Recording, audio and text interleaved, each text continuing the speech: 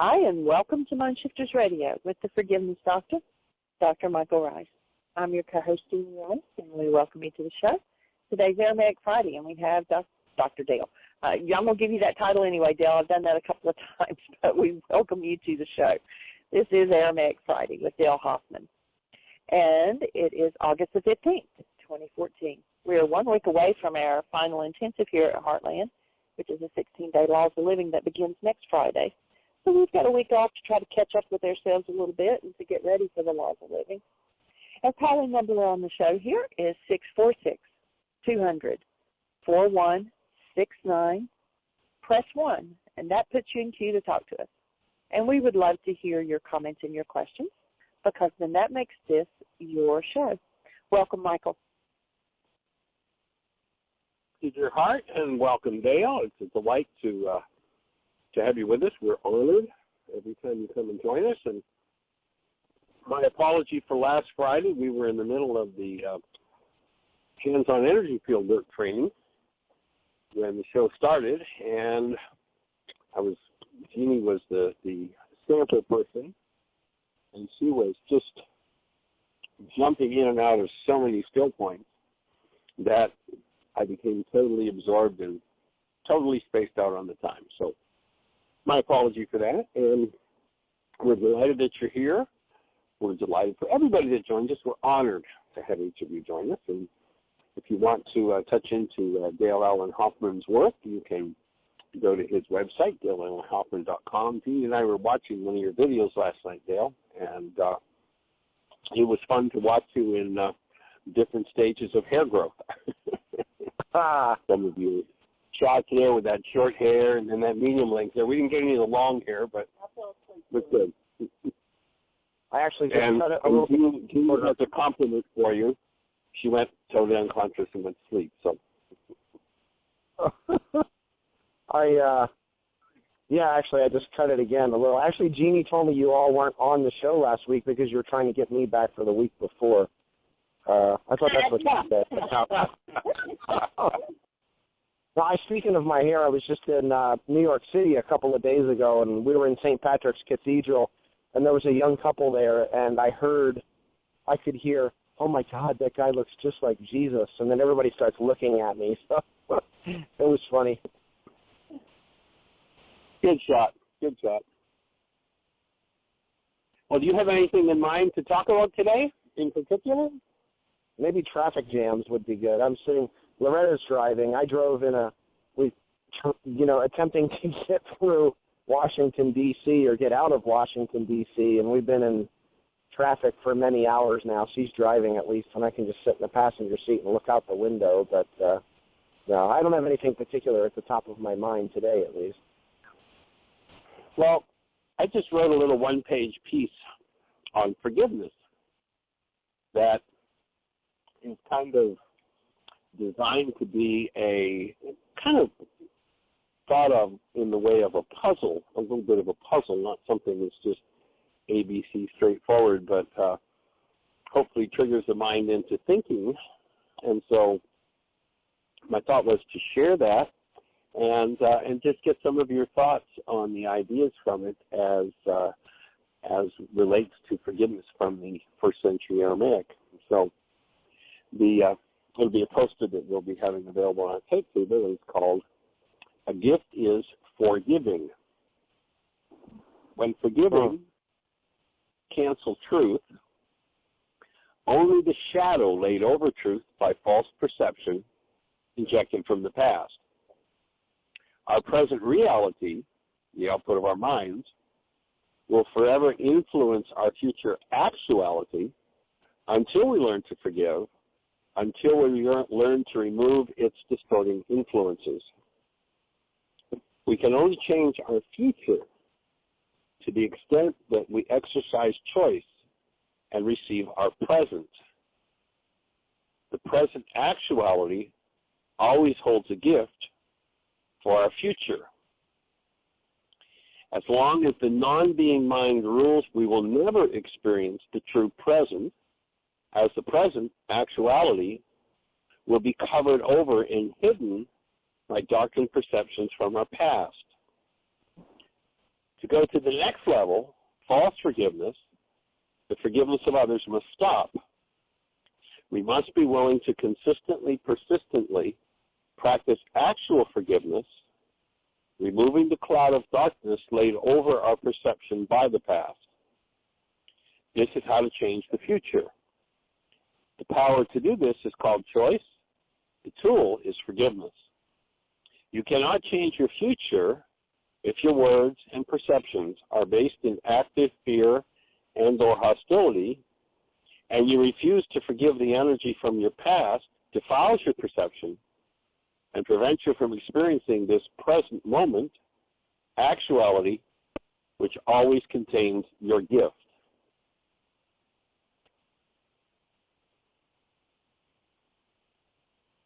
Wow, is that the end? That's the end. Wow. Yeah, I love that I got the understanding of choice from you as opposed to decision.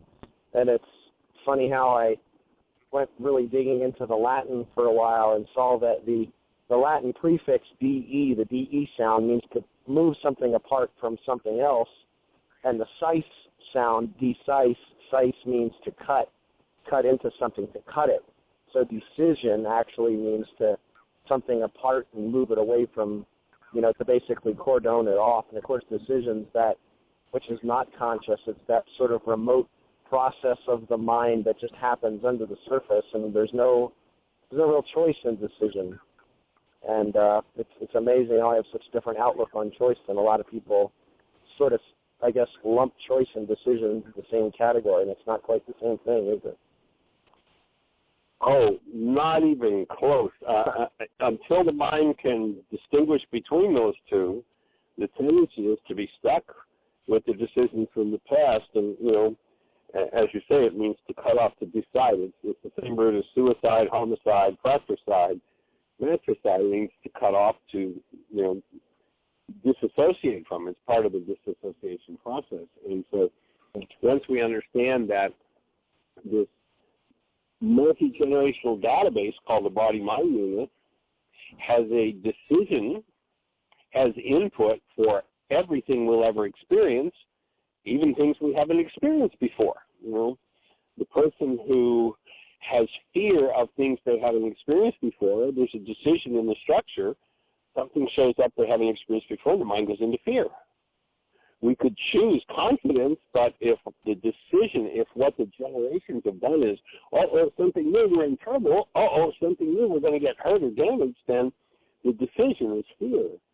And everything that we face, if someone has a prejudice, for instance, against, let's say, members of the opposite sex, then the decision will always prejudice into the mind's image of anyone of the opposite sex, and the mind just, the carbon-based memory system just keeps replicating that same old decision.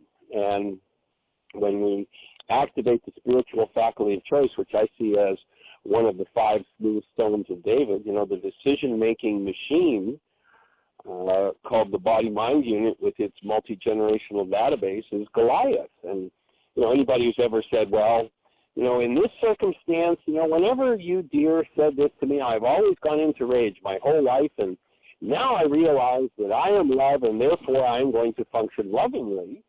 And you say that to somebody, and you really choose to do that. And if the stress is low, then your choice will prevail.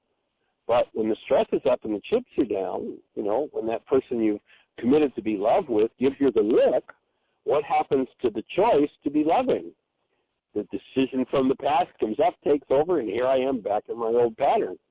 And so, to me, the pathway of chipping away at the old decisions, the old behaviors, and removing them, which is forgiveness, use the word remove in place of forgive, is half of the work, and the other half is strengthening the spiritual faculties of choice. And that's how Goliath, who symbolically, is this 9-foot, monster that is unbeatable. He's got swords and shields and spears and helmets and armor, and nobody can defeat him.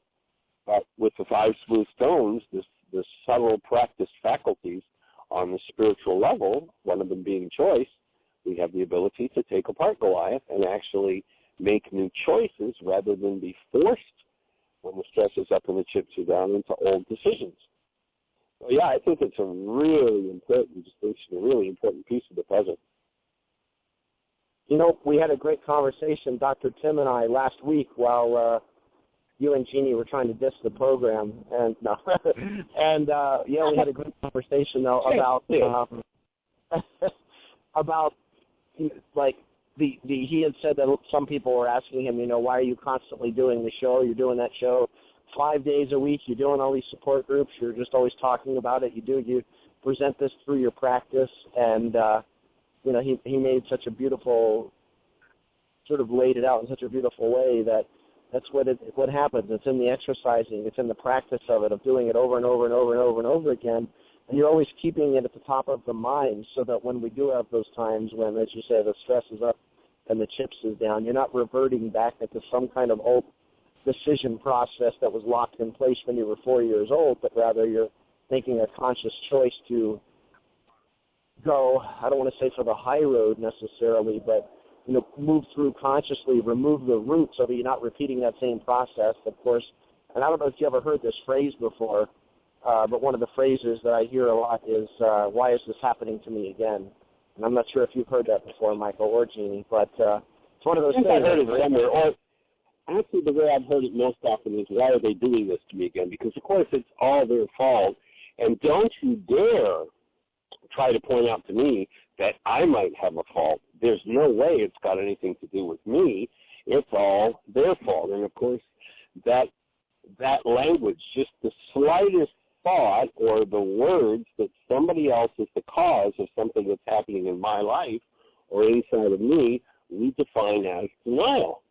And the impact of denial is that when I deny, when I say, no, it's his fault, it's her fault, it's their fault, then I have to dissociate from the part of me that creates this.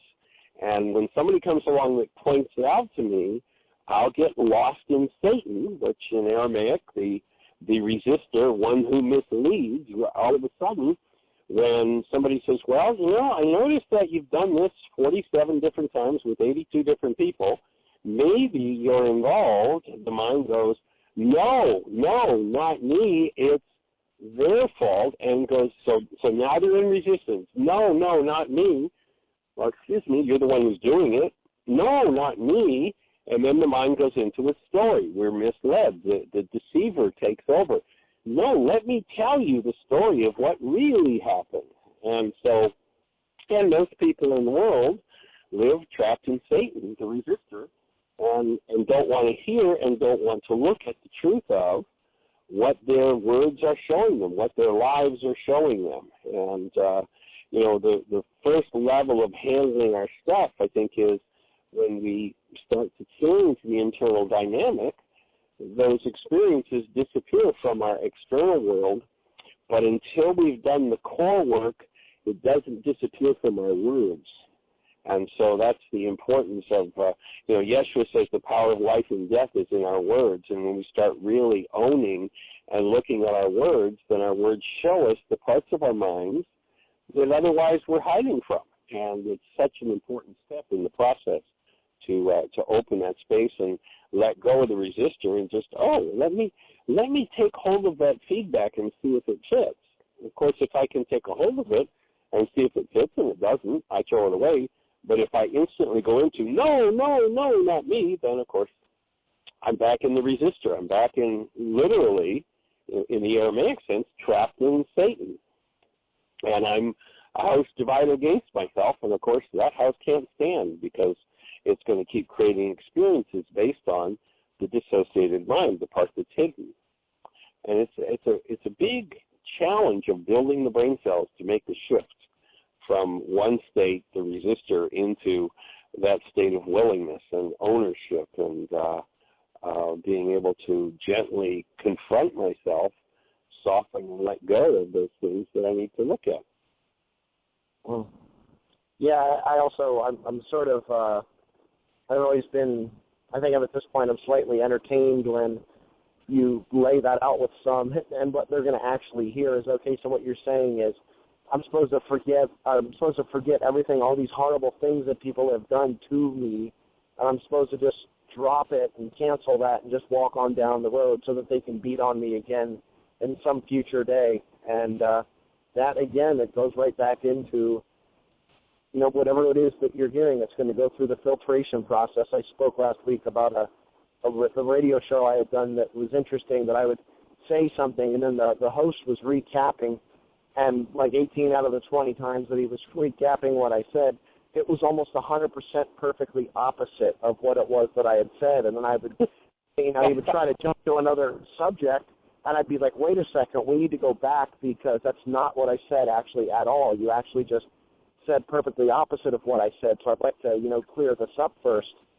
And, but he was constantly trying to pull it forward. Like, I actually asked him during one of the commercial breaks, I was like, I find it interesting that, you ask me something and I'll spend 2 or 3 minutes really outlining it and really explaining it, and then you'll take 10 seconds to completely morph and flip opposite what I had said and then pull us into a new subject so that you can do the same thing. And I asked him during the break, I was like, I'm not getting the point of this, but amazing though. And what ended up happening was 2/3 of the way or so into the interview, I dropped my goal of needing to communicate because I realized he wasn't hearing it anyway. And instead, I was just being open in the moment, and it was amazing because it did start to it started to transition at that point and to open up. And I realized, what I was saying he wasn't hearing anyway. So funny how that works. Well, I think Yeshua had such an awesome insight into the whole process of life, and at that point he would have said probably, well, Dale, unless he's got the eyes to see and the ears to hear, he can't hear it. And so, and I've had that, I had a peak experience of that. I've had that happen several times over the years, but I had a peak experience of that, probably 20 years ago. I was up in Cape Cod at a center there presenting, and after I presented, the preacher got up and basically apologized for everything that I've said and turned it all backward rather than I'm responding, no, it's okay, it's their fault. And so I certainly identify and relate to that. And so one of the things that I've come to with this work is recognizing that my job is simply to put it out there. It's simply to make it available to people. What people do with it, it may take years for them to hear what was actually said because they're so stuck in their listening. Few people realize that listening comes from brain cells. And if what I say fires brain cells in somebody for the opposite of what I'm saying, because they're not willing to do their work, they're in denial, they're in dissociation, not willing to go there, then they're going to want to argue with and fight and turn it around. Because, to me, one of the things that's really huge is to recognize that with this work we're really asking people to do is we're literally asking them to open Pandora's box, which, the Greeks told us, don't open Pandora's box because you never know what you're going to find in there. It's going to be terrible. And, one of the things they didn't tell us when they told us that was if we never open Pandora's box, then our whole lives are going to start to look like Pandora's box. And we're going to wonder why this person does that to us, and, our parents do this to us, and our spouses do that to us, and our children do that to us. And here we stand by as innocent victims, never willing to own the frequencies within us. And, the words are such a key in the process. Shakespeare, my words fly up, my thoughts remain below. And when I'm willing to just observe my words, they tell me about the content of my own dissociated mind. And that's such a huge gift to have.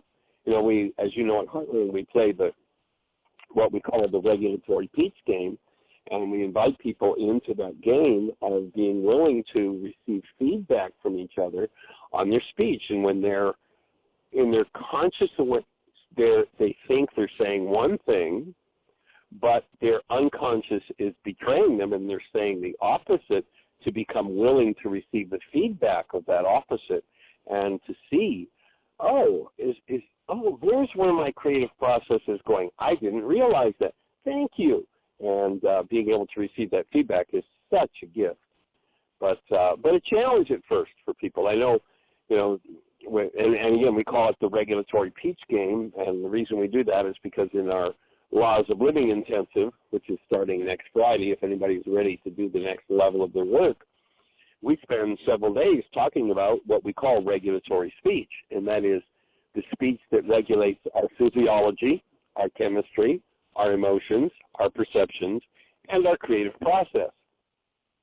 When we speak from an unconscious level, we have no idea that we're creating the opposite of what in our heads we think we're creating. The person who says, well, I'm never angry. It's like, okay, so now would you be willing to look at your anger? Because your words say that in brain cells there's something about anger. And so when somebody can willingly go, oh, well, let me look at that, then they can embrace that part of themselves and throw it out. So we were doing an intensive. This goes back several years ago. There was a woman here with her son who was about 3 years of age, and they were on the floor at the Heart Center sitting on a blanket, and her son is sound asleep, and we're getting ready. We've been talking for 3 or 4 days about regulatory speech, and we're getting ready to take an intermission, so there's a little bit of noise, and this little 3-year-old, Orion, is starting now with the people starting to shuffle around the room, is starting to wake up, and someone had gone into the walk-in to get a bowl of peaches for a snack.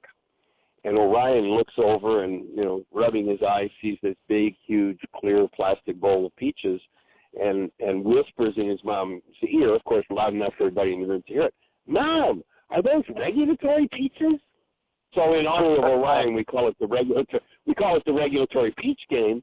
But at first, most people that step into and they say, oh, yeah, sure, I'm willing to play that game, they get to the point of like, well, why don't you just shut up and just let me talk? I didn't mean that. That's not what it's like. Your conscious awareness didn't mean that, but your unconscious holds that. That's why you're using the words. And so to recognize that, instead of cutting off from that, instead of deciding, I'm going to cut that part of me off, and I'm just going to speak from, my conscious awareness, which is like the tiniest fragment compared to that unconscious data, which, contains the decisions and behaviors and the words of 1,000 generations. And until we can own that 1,000 generations, until we can consciously, purposely embrace that part of us, then we can't heal it. We can't forgive it. We can't remove it because we can't even see it.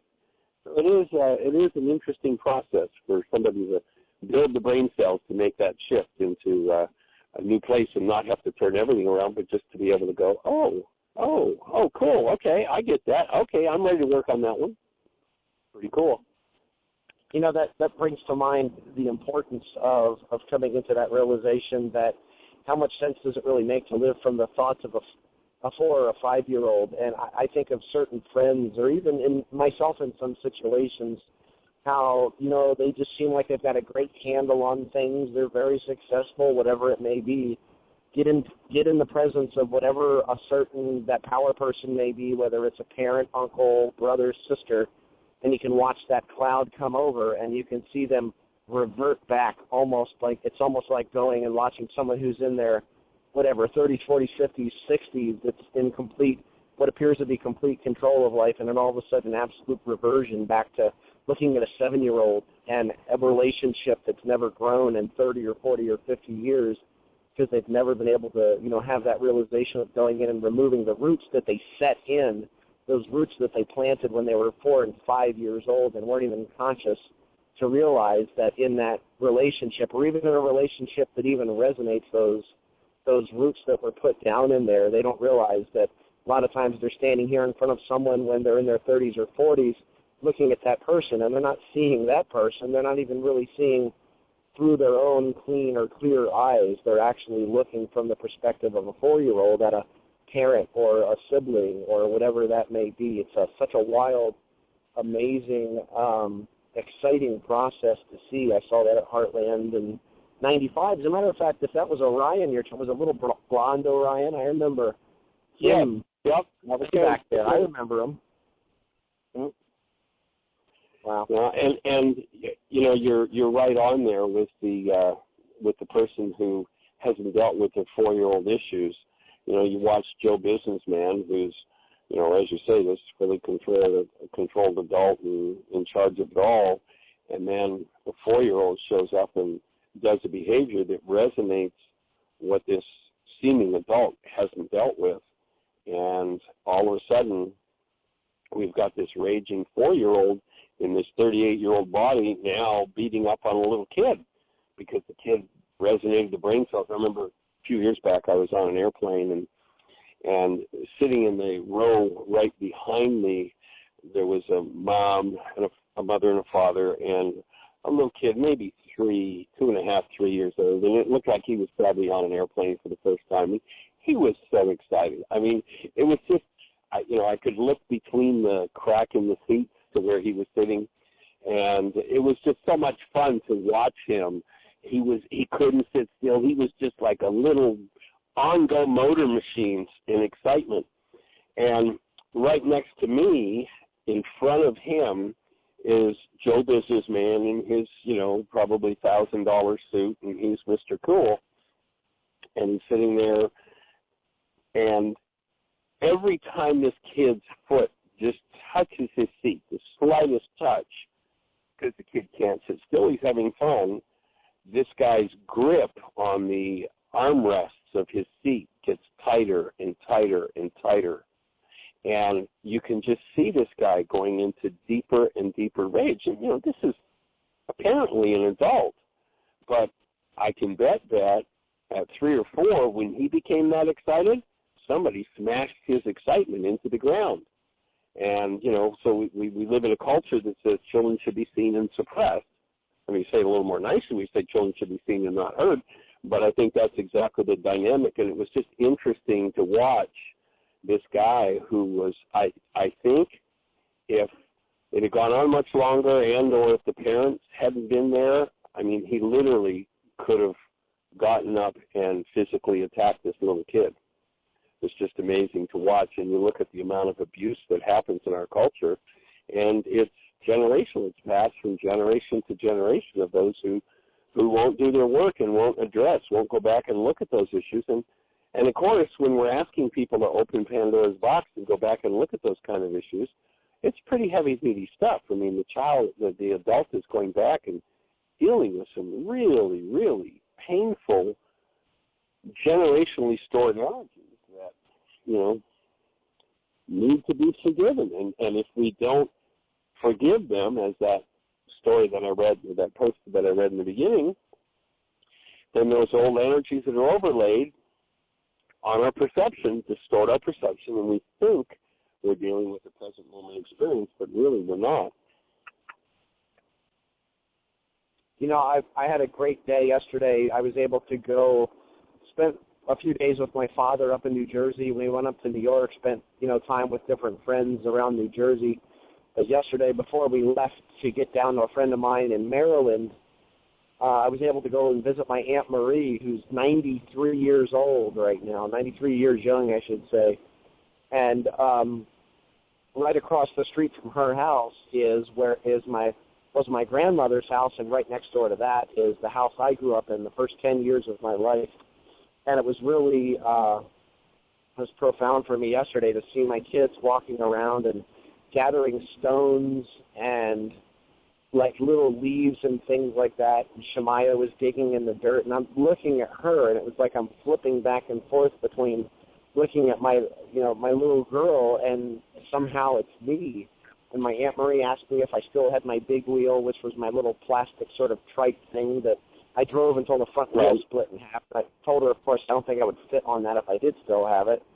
But I went out at one point, and I stood out next to the road while Shemaiah was running in the grass, and I looked, and all of a sudden the thought popped in of I was riding on my sister's handlebars on her bicycle, and I don't know how it happened. It was almost like the car came out of nowhere and popped us.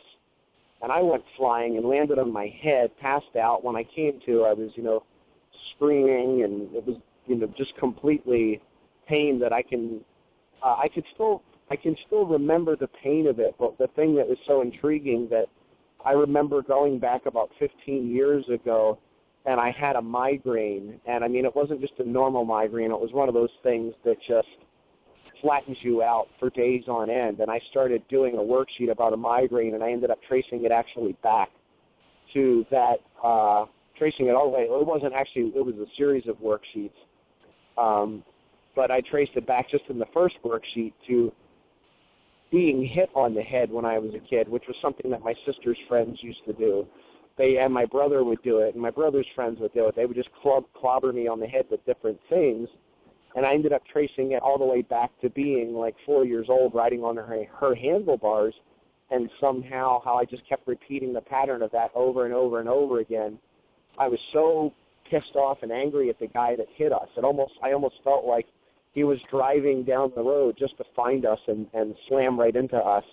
And it was amazing how I locked that rage in just at the age of 4. And then all of a sudden, of course at that age you don't think about it, it seemed like everybody was knocking me on the head for several years. And here I am. I was probably 30 years later with this intense, or it was probably about 20 years later with this intense migraine. And after, it was about 12 sheets, I would say, worksheets or so, all of a sudden unlock, and there it was. And it was amazing because I'm standing there, and I sort of recalled the accident, and I was looking, and I started realizing that I had been having migraines for the last week or so. And I stood there, and I just kept breathing, and I kept breathing through it, and my head was a little bit tight then. And over the course of the next 5 minutes or so, that started clearing itself out, and I realized that there was still residue of that, even after I hadn't gone probably all the way maybe 15 years ago. And anyway, that tightness and all of the migraines went away. So it's amazing. There's choice in that. It's not just, I'm not a victim to something in the past. I'm not a victim to a migraine. There's actually choice there, which is something that, like you say, you can say that to some people, tell them, that's something that's at a level of choice, and they can't even hear that. They're like, no, how can you possibly say that you attracted this, or that there's any kind of a choice in this? We're a victim of it. We've got to deal with it, and we just shut up and, walk along the road. And wow.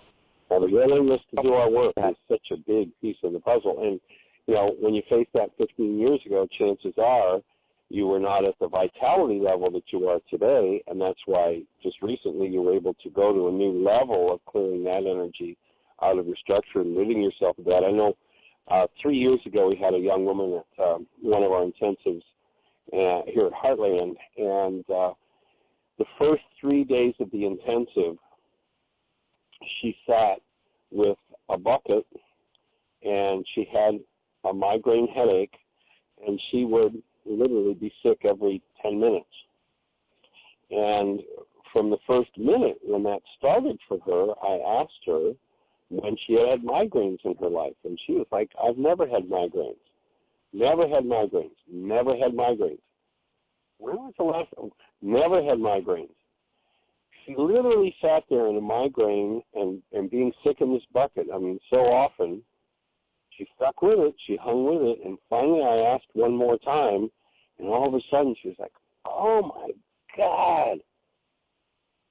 And she had worked in the gaming industry in Las Vegas as a high-level executive with one of the gaming corporations, high pressure, high stress, literally working 18 hours a day while she had 2 babies at home. And when she broke through and finally came to her awareness, oh, my God, I had migraines every day for 10 years. Wow. While I worked in the gaming industry. Every day. And for 3 days, she had no recollection that she'd ever had a migraine. And then once she allowed that memory to surface, she put the bucket down, that was the end of her migraines. Totally, completely, 100% gone. But that denial system is so powerful and can keep things hidden on such a deep level. It's just amazing. And that's another reason why, if we pay attention to our words, when otherwise it might take years to get to attention to our words, then our words will tell us what's going on in that level, and then we can use the tools to open and embrace that part of the mind and let go of it, rather than, oh no, it's too painful for me to go in there and look at it. It's just, it opens stuff at a whole new level. Wow. And we've got a caller.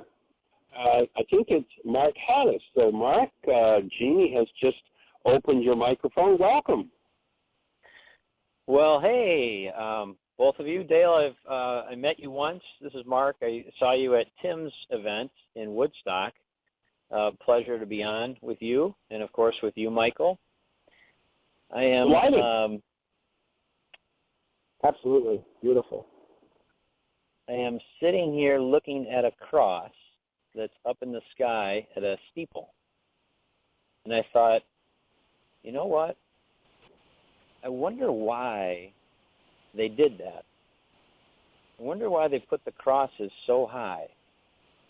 And I was wondering, Dale, or Michael, is there something in the Aramaic language that describes the true nature of what that cross represents instead of what we've been taught it represents? Is there something that's kind of an insight there? I was going to say that it is not necessarily anything specifically in Aramaic, but that cross that we look at as Christian, it's not Christian in any way. It's actually, although there's some Sumerian and Phoenician sort of influence in that, it's mostly an Egyptian idea, and it's a combination of what you could call the hero's journey, which I'll talk about, and also it's cosmic. The cross was, of course, the southern.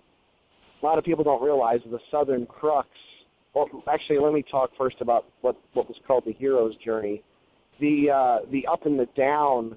In other words, the vertical part of the cross, the longest part of the cross, represented our eternal nature. It represented the truth with a capital T, that we're not created and we do not die. We are one with all that exists. There's nothing more to become, that we already are everything.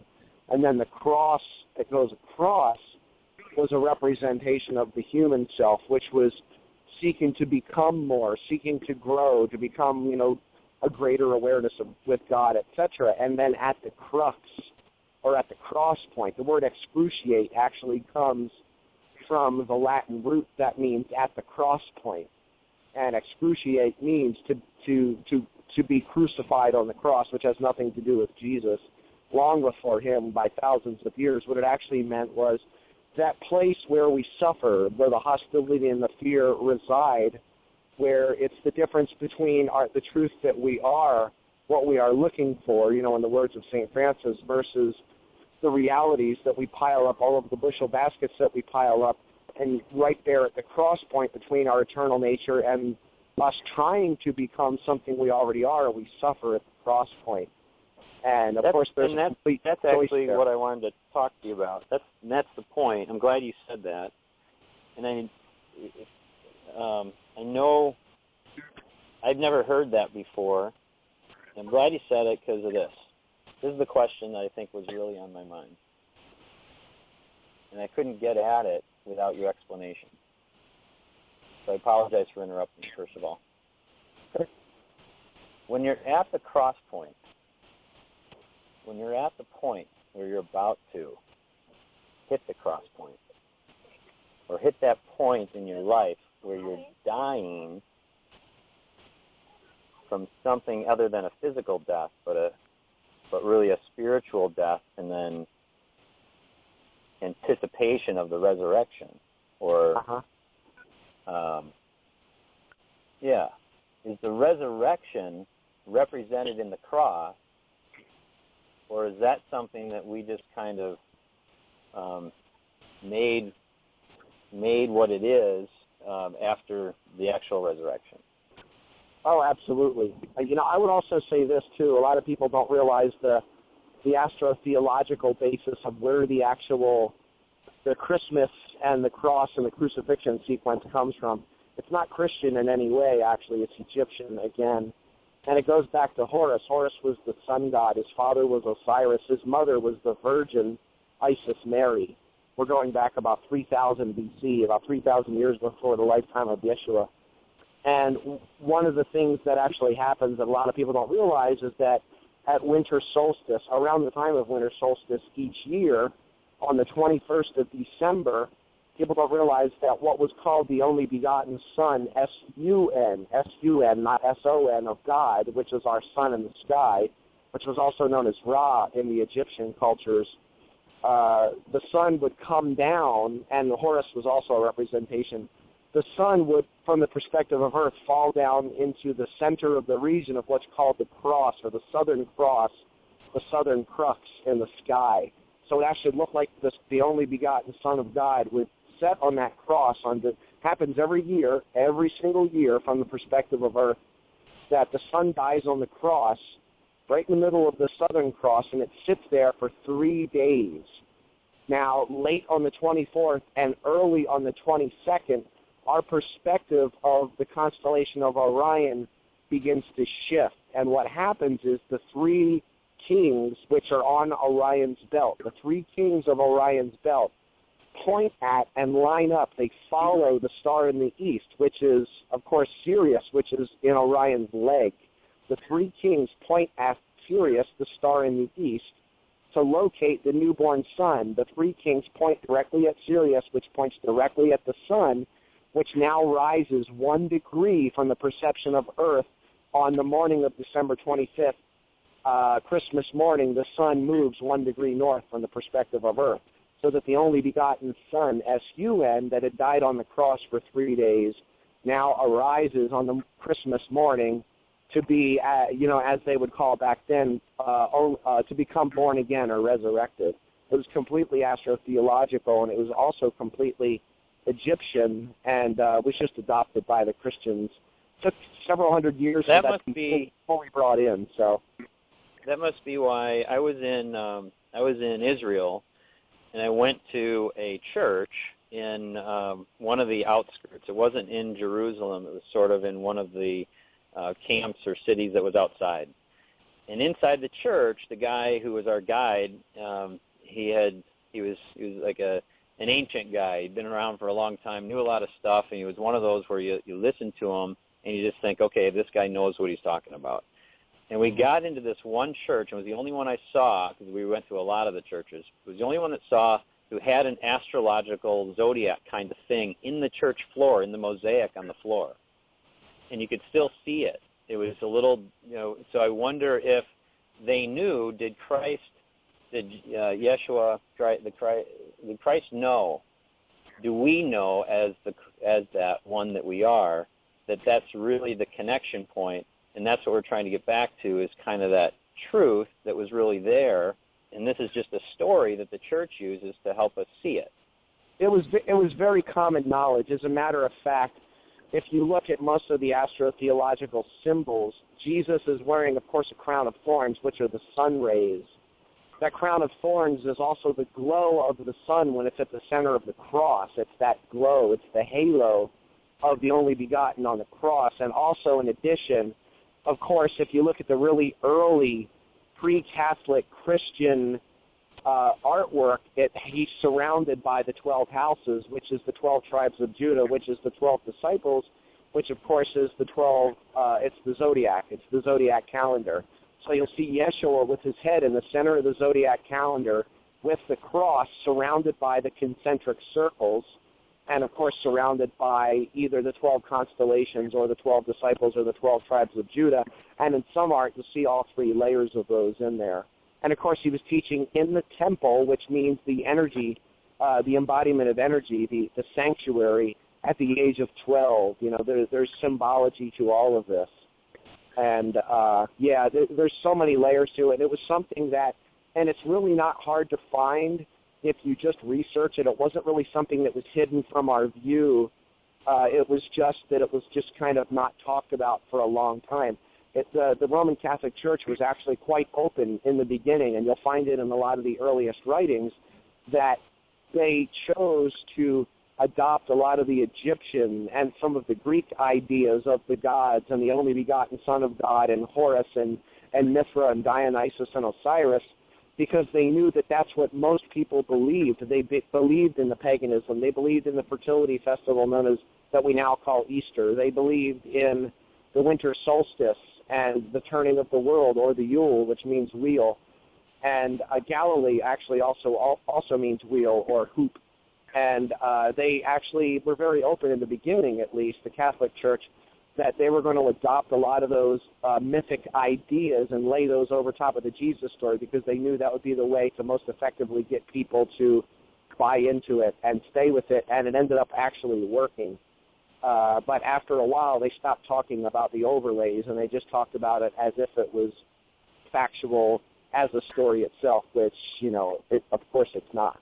So, well, what if something told you, like an insight, and I know, Dale, you get a lot of these insights. I heard you talk in front of Tim's group, and I thought, wow, this guy sounds like he's just talking from a place that's just really knowing. And it was just a confidence. It wasn't a confidence like you studied in a book, although I know you studied.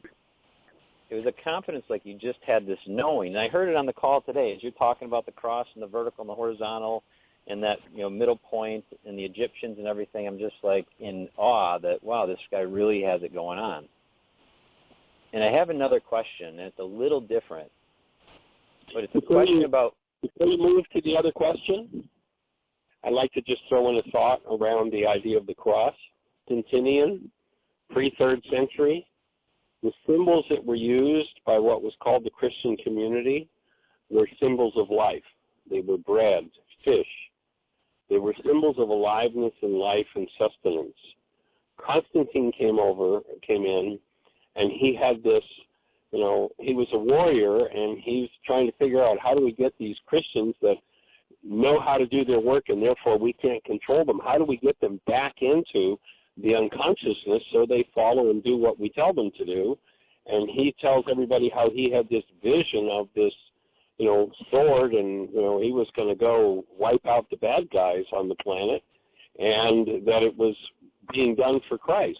And the cross is the symbol that was injected then, and now a symbol, as it's often used, to keep people in fear and suffering.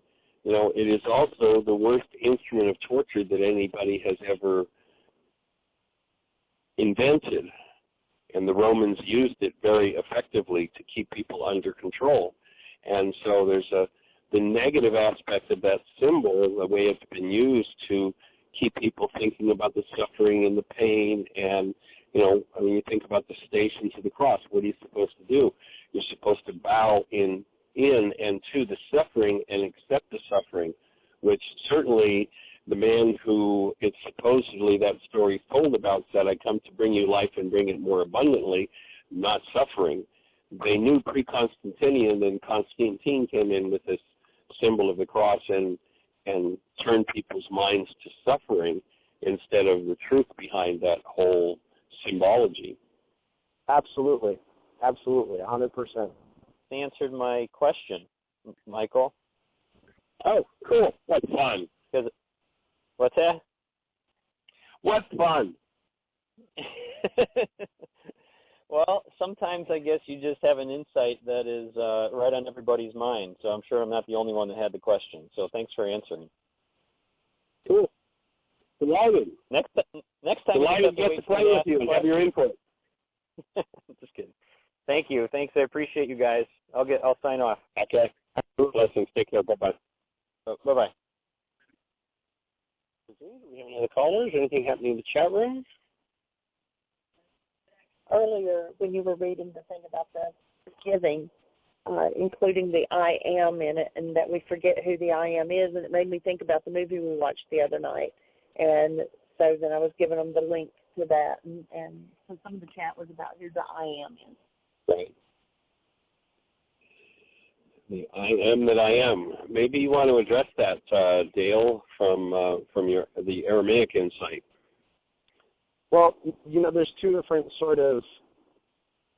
two things that kind of get lumped together. One would be Moses speaking to that burning bush back in Exodus, and he says, who shall I say sent me, basically asking for the name of God. And he heard back, in that great Charlton Heston type voice, or whoever it was,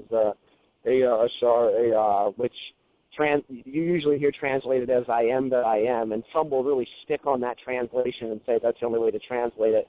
But unfortunately, it can be translated thousands of ways, like I shall be that I shall be, I am becoming that I am becoming. I love, some will say, I am that, comma, I am that, I am. But, you know, if you look at the I am in a lot of the Jesus teachings, I've talked about it a lot on here before, when you hear, like, I am the way and the truth and the life, I am the light of the world, I am the bread of life, I am the gate, which is tareia, which means portal or doorway, or the opening, the open space. That word that was translated as I am, actually it's two words, which is ina. And ina alone by itself is a masculine gendered word that is talking about a person. Meaning if Jesus was talking about himself, you know, I, Jesus, I, Yeshua, am going to walk to the other side of the room, he would say the word ina, which was masculine, which would be meaning that he's talking about a physical person or an apparently physical person such as himself. I, Jesus, am going to walk to the other side of the room.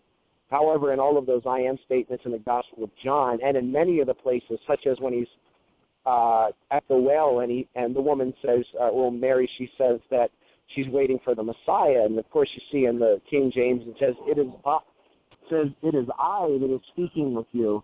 And the funny thing about that is it doesn't say it is I at all, actually. It says ina. Now, when you have one ina alone, it means I, Dale, the physical person, I, Jesus. When you have two inas together, one simply means I. Two of them actually means, which is what was translated as I am, it actually means the I within the I, or the I inside of the I, or the I behind the I. And then, of course, this actual inanna is the way we pronounce that when there's two of them, is a feminine word, which means we're not talking about a physical person anymore. We're talking about our highest light.